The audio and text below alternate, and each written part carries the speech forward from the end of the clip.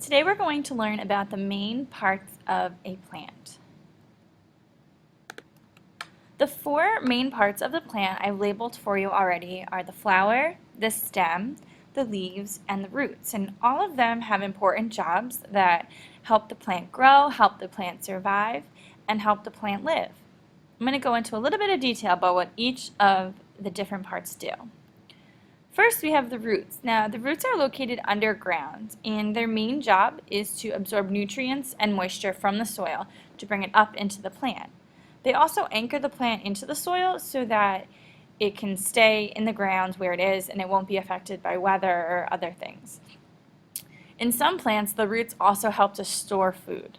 That would be useful in places where maybe there wasn't a lot of rain or maybe there wasn't enough nutrients. They could kind of store it and then use it for a later time when they needed it. So after the nutrients get absorbed by the roots, they go right up into the stem.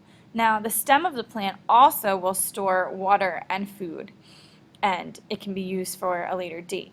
It also provides structure to the plant to keep it upright so that the plant can face the sun, which is a really important part needed in order for plants to make food. Speaking of making food, the leaves are often called the food factory of the plant.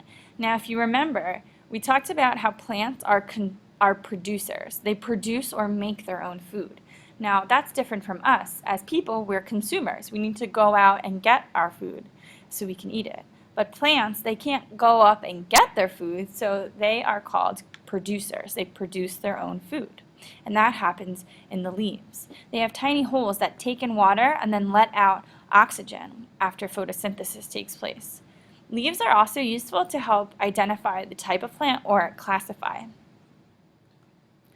The last part you are awfully familiar with is the flower, and it's usually the prettiest part of the plant, but that's for a reason, because the flower is what attracts the pollinators, such as insects or birds, which help with the reproduction cycle of pollination to occur.